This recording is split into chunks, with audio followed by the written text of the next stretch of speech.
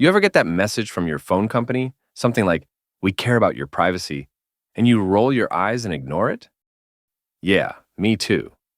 But in early 2025, customers of Orange, one of Europe's biggest telecom giants, learned just how fragile that privacy promise really is. This is the story of how a hacker, who was part of the notorious ransomware group, tore into Orange Romania like it was an open door. And what they left behind was chaos, confusion, and a chilling reminder of how much trust we put in those glowing screens in our pockets.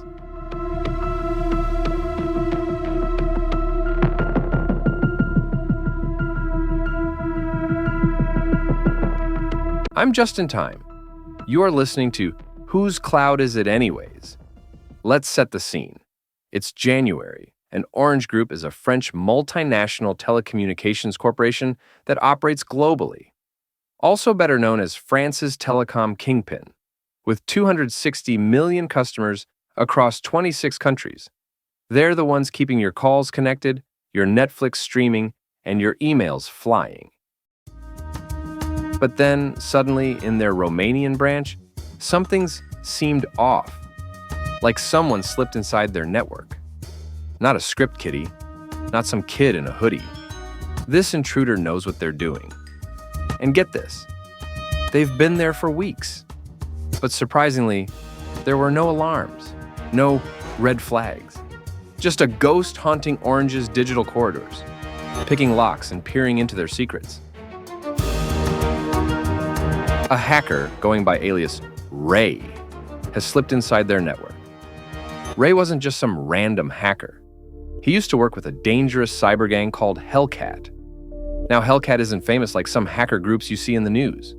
They don't show off, they don't tweet, they stay in the shadows. But in the hacker world, they're feared. Hellcat started hitting big companies a few years ago. They'd break in, lock all the files, and demand huge ransoms.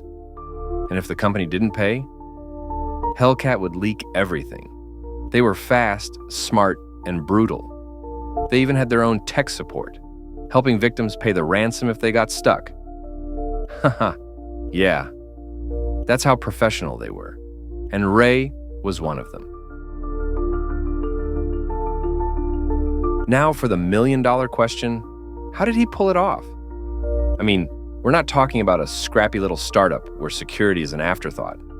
This is Orange Group, a major player, not the kind of organization that just leaves the front door wide open. Or are they?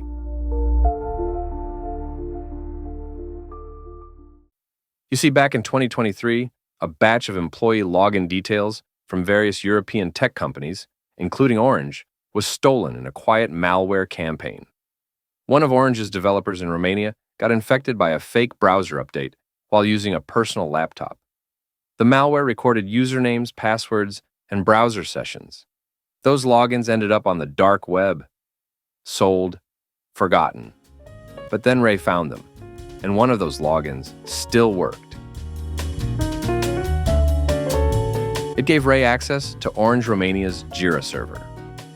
Now Jira is a tool used by software teams to track bugs and tasks. It's like a big digital to-do list for developers. But Orange had made a critical mistake. They were running an old version of Jira, one with a known security hole, a bug called CVE 2023-22501. Quite a mouthful, which had been public for months. Now, without rocket science, here's what it did. If someone was already logged in, they could trick Jira into giving them admin access, full control. And Ray, with those stolen employee credentials, he was already inside. He sent a specially crafted web request that exploited the Jira bug. Boom! He was now an admin. No alarms, no alerts. He didn't break in. He walked in, then unlocked every door from the inside.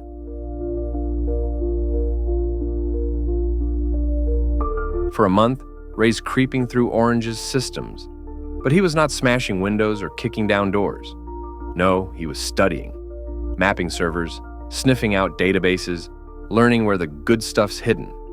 Customer records, employee files, source code, it's all there, like a digital vault left unguarded. And Orange? They're sleepwalking. Their intrusion detection systems? Silent. Their cybersecurity team? Probably sipping coffee, unaware a thief's already inside. Then, on February 6th, Ray strikes. It's a Sunday, 4 a.m. in Romania, when the world's asleep and sysadmins aren't watching. For 3 hours, Ray's pulling data like a bank robber emptying a vault. We're talking 12,000 files, 6.5 gigs of loot, 380,000 email addresses, customer info, invoices, contracts, even the source code that runs Orange's tech. 3 hours of pure plunder, and not a single alert pings Orange's security dashboard. That's not a heist, it's a masterpiece. After he was done, he vanished like smoke into thin air, leaving behind a chilling ransom note: pay up or everything gets exposed. Now imagine this. It's Sunday morning. You've slept in. The house is quiet. You grab your phone, still groggy, and see a dozen missed calls and urgent messages from your team. Call me ASAP. Something's wrong. Data breach. It's bad. You open your email. There it is. A ransom note. Your heart sinks. What would you do? But Orange didn't flinch. They didn't pay. They didn't negotiate. They didn't even acknowledge the note. Instead, they did what many companies do when faced with a breach. They downplayed it. In public statements, Orange called the incident a breach of a non-critical back-office application. They claimed there was no impact on customers' operations. And they assured everyone that their cybersecurity teams were working hard to assess the extent of the breach and minimize the impact of this incident. But here's the thing. 2 days later, February 8th, Ray makes it rain.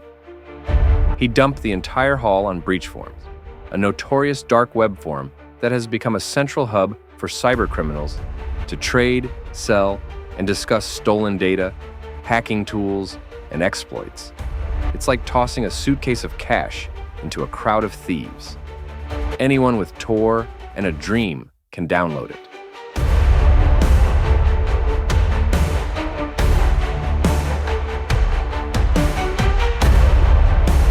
But now let's zoom out and unpack that leak. Those 380,000 emails?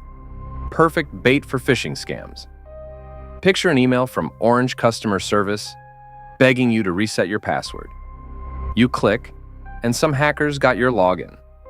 The customer data includes names, addresses, partial credit card numbers, some expired, sure, but still juicy for fraud. Employee records, salaries, IDs, personal details, now up for grabs. And that source code? It's a hacker's playbook for exploiting Orange's tech. One leak, and Orange is bleeding from 1,000 cuts.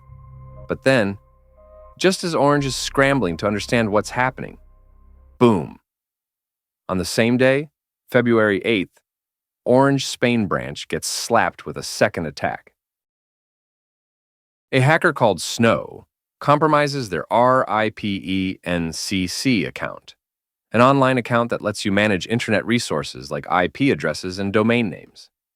The password? Brace yourself. RIPE admin. No two-factor auth, no security. Snow tweaks Orange's routing, and for 3 hours, parts of Spain's internet goes haywire. Outages, dropped connections, chaos. Turns out, Snow's credentials came from malware planted in 2020. 2 breaches one day. It's like Orange hung a neon sign saying, "Hack me." Orange is scrambling now. They issue a press release, all corporate calm. We detected an incident in a non-critical app in Romania. No customer impact. We're investigating. No impact. Tell that to the 380,000 people whose emails are now dark web currency. Phishing campaigns are already spinning up, using that leaked data to trick customers. That source code is being torn apart by hackers, looking for 0 days to weaponize. And those contracts? They're exposing deals Orange wanted buried. This isn't a breach, it's a digital earthquake. But then imagine you're an Orange customer. You've trusted them with your data, your calls, your texts, your life. Now you're wondering, is my info out there? Am I gonna get scammed? Or you're an employee, and your personal details are on breach forms next to some hacker's LOL emoji. That's the real damage, not just servers and files, but trust. Orange's customers are spooked, their employees are vulnerable, and their brand? It's taken a hit it won't shake off anytime soon. So, who's really this Ray? Nobody knows. As of today, he's still out there, a phantom in the darknet. No arrests, no leads. Some whisper Ray's in Russia, others say Eastern Europe. Hellcat hasn't claimed the attack. Ray went off script, which makes them even harder to track. But he's not just a hacker. He's a reminder that one person, with enough skill and patience, can bring a giant to its knees. Orange, to their credit, is trying to clean up. They've patched the Jira flaw, reset passwords, beefed up monitoring. But let's not kid ourselves. This wasn't some unstoppable cyber genius. This was Orange screwing up. Weak passwords, unpatched software, no multi-factor auth. These hackers didn't need to be a wizard. Orange handed them the keys. It's almost sad, you know? A company that connects the world, undone by basic mistakes. Why should you care?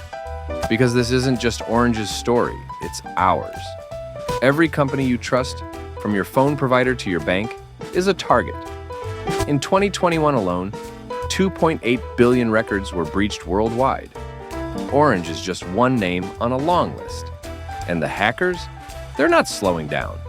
They're out there, scanning for that one weak password, that one forgotten server, that one moment you let your guard down. So, here's your homework. Go change your passwords. Make them long, random, unique. Use a password manager. They're a pain, but they work. Turn on two-factor authentication everywhere you can.